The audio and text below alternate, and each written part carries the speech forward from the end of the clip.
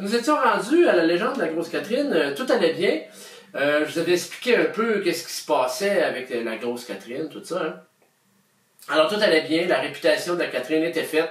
Une belle auberge, on arrivait là, on pouvait boire, puis s'amuser, puis bien manger, mais toujours boire avec modération, bien sûr. Donc tout allait bien.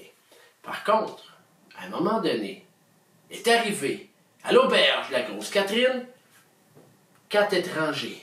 Personne ne les connaissait.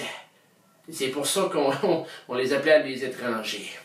Eux sont arrivés là, les 4. Ils avaient l'air de tout croche. Je ne sais pas d'où c'est que ça pouvait venir. Ça a l'air que ça venait du coin de Rigaud. Hein, les gars? Hein? Toujours est-il que les 4 tout croches sont installés dans l'auberge autour d'une table à 4 places. Ils se sont assis et ils se sont pas gênés pour monter le ton puis dire « Hey! Aubergiste! On a soif! Ouais, let's go! » Là, ils attendaient. Là, ils sont mis à faire du bruit. Et là, arrive l'aubergiste, la Grosse Catherine, qui sort de ses cuisines quand il a entendu le bruit. Parce que quand il y avait du bruit puis du niaisage dans l'auberge, elle avait l'oreille fine. Puis elle n'en voulait pas de trouble. Vous le dites qu'elle voulait pas de trouble. Elle, les ivrognes, elle n'en voulait pas dans son auberge. D'ailleurs, c'était écrit en haut de la porte. Les ivrognes ici ne sont pas ennemis. Mais les 4 tout croches, eux autres, savaient pas lire. Fait qu'ils l'ont pas lu. Fait qu'ils se sont mis à commander. Ah ouais. Puis ils ont dit, ah ouais, la grosse, on a soif. Pardon? Ils ont vraiment dit, ah ouais, la grosse. Et le monde autour, ils ont fait comme, OK, c'est vraiment des étrangers. Les autres, ils savent pas qu'est-ce qui les attend. Alors là, Catherine, des faces plates sur son tour de taille, elle en avait déjà entendu, puis elle assumait très bien son 6 pieds 4, 256 livres. Là, les gars se sont mis à commander du gin, du whisky, puis de la bière, puis tout le kit. Fait qu'elle les a servis, mais elle les avertissait, les gars, tenez-vous tranquille, je veux pas de trouble dans ma place. Là, à un moment donné, les gars se sont mis à être pompettes un peu pas mal, et ça s'est mis à faire des farces plates de plus en plus plates, hein? Vous savez comment que c'est des hommes? Pas moi, là, mais il y en a des comme ça, en tout cas. Et là, elles se sont mis à faire des farces plates sur le tour de taille encore de l'aubergiste. Et là, elle a commencé à être tannée. Mais il y en a un qui a dépassé les limites, pas à peu près. Il est allé mettre sa main où ce qu'il n'y avait pas d'affaire. Écoute, oui, il est allé mettre sa main dans l'intimité féminine de Catherine. Boum! Hein? En lui demandant si la grosse truie avait besoin d'un gros cochon pour y brasser ses jambons. Oh. Épais. Il aurait dû jamais faire ça. Jamais. Parce que ça servirait contre lui. Parce que la Catherine, quand elle a entendu ça, qu'elle a senti la main s'il n'y avait pas d'affaires, là, elle a déposé ses affaires sur la table d'à côté. Elle a roulé ses manches. Elle s'est placé 2 mains sur ses hanches. Puis là, elle a dit au gars qui avait mis sa main s'il n'y a pas d'affaires. Toi, tu vas sortir du site. Ben lui, il dit, pas tout, je sors pas du site, moi j'ai du fun. Ah ouais? Ben là, savez-vous ce qu'elle a fait? Elle l'a pogné par le fond de culotte, en arrière, ici, là, par le fond de culotte en arrière, puis elle l'a levé, pouf, dans les airs. Et là, elle a demandé, en le tenant d'une main dans les airs comme ça, de s'excuser pour ce qu'elle avait fait puis ce qu'elle avait dit. Mais lui, il a dit, non, je m'excuse pas. Fait qu'elle s'est mise à le tourner, puis à le tourner, puis à le tourner, puis elle tourne, puis elle tourne, puis elle tourne. 52 tours comme ça. Hey, au 52e tour, fou, elle lâche. Lui, il a revolé. Dans le fond, dans le coin de l'auberge, il y avait une petite corde de bois à côté du poêle à bois. Il revole là-dedans. Tu fais beding, paf, ça revole, toi. Vous savez comment c'est des gars? Ça se tient ensemble. Il était 4 ans. Fait qu'il y en a un qui se lève debout. Puis là, c'était des gars de bois, ça. Ça avait une gaine ici, une ceinture avec une gaine. Puis ça avait un gros couteau de chasseur, toi. Puis qui sort le couteau de sa gaine. Puis il vient pour mettre le couteau vis-à-vis la face de la Catherine en lui disant « Toi, tu feras pas de trouble à mon chum. » La Catherine, elle y a serré la main tellement fort qu'il est venu la main bleue comme un schtroumpf. Le couteau tombe, plante dans le pied du gars. Elle dépogne le couteau de là, pogne le gars par le fond de culotte en arrière, puis elle te lève des airs. Puis elle te le tourne, puis elle te le tourne, puis elle te le tourne, puis elle te le tourne. 52 tours. Au 52e tour, fou, elle lâche. Piouf, il revole, toi. Péding, badang, par-dessus l'autre qui cherchait ses dents dans la corde de bois.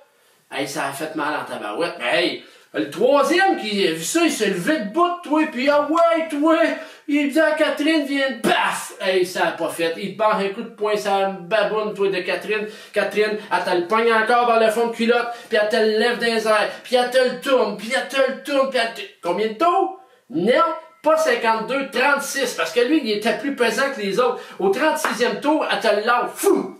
Il revole par-dessus l'autre, puis l'autre qui cherchait les dents, en tout cas, béding, badang, il revole dans le coin d'auberge. Le quatrième, quand il a vu ça, il s'est levé de bout, toi. Puis il a pas pris de chance, il s'est pitché lui-même dans la corde de bois. Badang, béding, badang. Et la Catherine, elle s'est dirigée vers le coin de l'auberge, là où tout le monde avait revolé. Fait que les trois derniers qui ont tombé, ben, ça avait fait moins mal parce qu'il y en avait toujours un qui était là pour amortir la chute de l'autre. Ils se sont sauvés quand ils ont vu la Catherine se diriger vers le coin de l'auberge, oui. Laissant tout seul celui, le premier, qui cherchait encore ses dents dans le corde de bois, dans le trouble. Alors, ils ont pris la porte, se sont sauvés, les autres, lui, il restait là. La Catherine est allée dans le coin.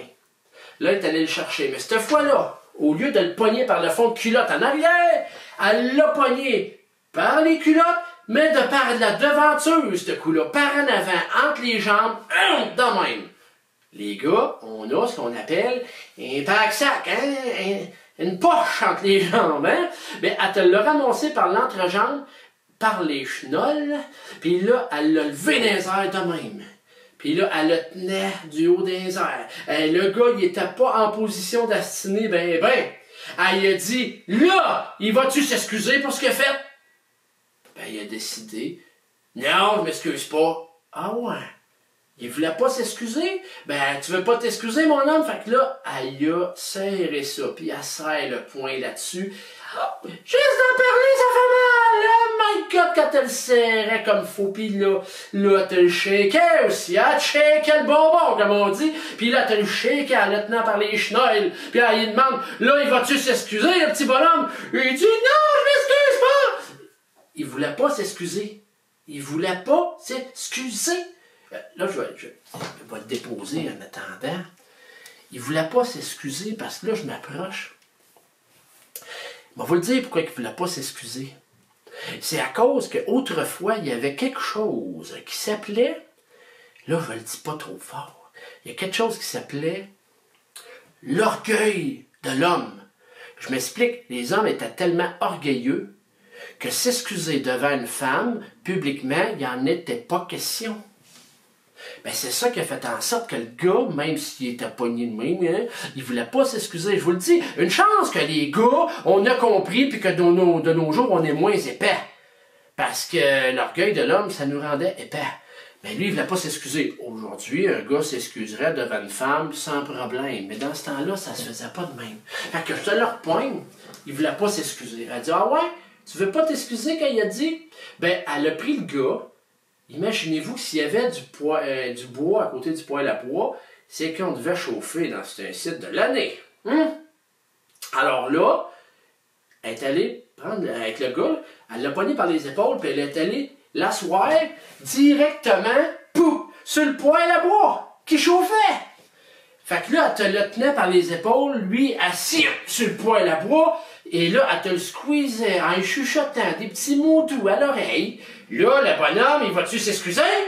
Ben, écoute, je vous le dis, l'orgueil de l'homme d'autrefois, une chance qu'on a évolué. Il voulait pas s'excuser même s'il était en train de cuire sur le poêle à bois. Là, elle dit, je te laisse une autre chance. Ben, il a encore dit non, je m'excuse pas. Ben, savez-vous ce qu'elle a fait? Ben, moi vous le dire, moi. Du haut de son 6 pieds 4, 256 livres, elle s'est assise directement sur le gars qui est assis sur le poêle à bois. Bang! Là, elle a demandé de s'excuser. Ben, il a encore dit non, il m'excuse pas!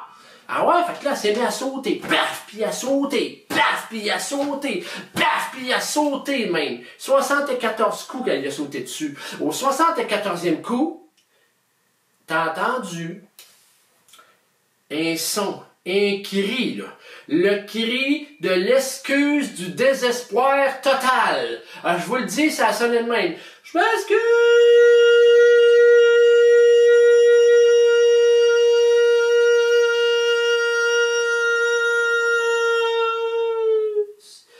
Ça a résonné jusqu'en Ontario, ça, d'après moi.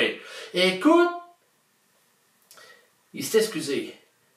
La Catherine a accepté les excuses sincères. Alors, elle s'est levée dessus le gars. Elle est allée dans la cuisine chercher une grosse spatule pour le décoller du poêle parce que, c'est ça, truc de cuisine, elle avait oublié de mettre du beurre avant, fait que le gars, il avait collé sur le poêle. Qu'est-ce que tu veux que je te dise?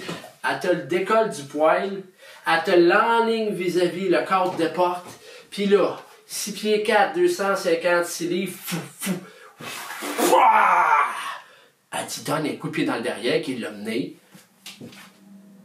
Vous dites dans Rivière-Saint-Maurice? Non, c'est parce qu'elle a manqué son coup, il a accroché dans le cadre de porte, bang, ça a fait mal. Il était encore un petit peu chambranlé dans le cadre de porte, et là, petit coup de pied qui l'a mené directement dans Rivière-Saint-Maurice. S'il y avait du bois dans le poêle, c'est qu'il va faire fret dans cet incite de l'année. Alors, le gars qui avait les fesses puis les cuisses toutes chaudes parce qu'il était assis sur le poêle à bois, ben quand il est tombé dans l'eau frette de la rivière Saint-Maurice, ça a fait, puis là, on va vérifier vos connaissances en chimie, ça a fait un nuage de steam, de la vapeur. Vous avez sûrement appris ça en chimie. En tout cas, si vous ne l'avez pas appris, vous l'apprenez. Et là, quand le nuage de vapeur s'est dissipé, là, tu as vu le gars sortir de l'eau, puis prendre le chemin opposé de l'auberge. Il s'en allait de même. Et là, la Catherine, elle s'avance sur sa galerie, puis elle crie au loin, « Hey! N'oubliez pas une affaire! Ici, les cochons, on les engraisse pas! On les mange! » Le gars s'est sauvé. Oh my God. Quand la Catherine est rentrée dans l'auberge, tout le monde s'est mis à commander des pichets d'eau. Il n'était pas question de boire de l'alcool, même avec modération. Je sais, j'étais là. Non, mais c'est devenu calme dans l'auberge. Catherine a replacé ses affaires. Et ça venait, encore une fois, de démontrer aux gens, puis aux alentours, que si tu viens à l'auberge de la Grosse Catherine, fais pas le trouble comme les 4 tout croches qui sont arrivés, tu sais. Fait que là, les 4 tout croches, eux autres se sont trouvés. Bon, l'histoire dit pas qu'ils se sont pas tapés sa gueule à la gang parce qu'ils étaient fâchés l'un et l'autre, mais ça ne nous regarde pas. Ce qui nous regarde, c'est ce qui va arriver par après. Catherine replace ses affaires dans l'auberge, la vie continue. Mais ce qui va arriver par après, ça va être demain. Mais oui, je suis comme ça. Mais qu'est-ce que tu veux que je te dise? Moi qui décide. J'ai-tu mes capsules? C'est mes capsules. Écoutez, la légende de la Grosse Catherine, je vous l'ai dit depuis le début, c'est une histoire qui est très complexe. Mais là, après le trouble qui s'est passé avec les 4 tout croches, vous allez voir, je vous le dis, le diable va être dans la place dans pas long. Fait que restez là, jusqu'à demain, pendu à mes lèvres ou à d'autres choses, anyway. Pendez-vous à l'exercice que vous faites, là, à n'importe quoi que vous faites, puis attendez, soyez patient. Puis demain, vous aurez la suite. Alors là, je vous souhaite une belle soirée. C'est dimanche, hein, après tout. Hein? J'espère que c'est un beau dimanche. Puis on se voit demain pour la suite. La légende de la Grosse Catherine. Ciao tout le monde.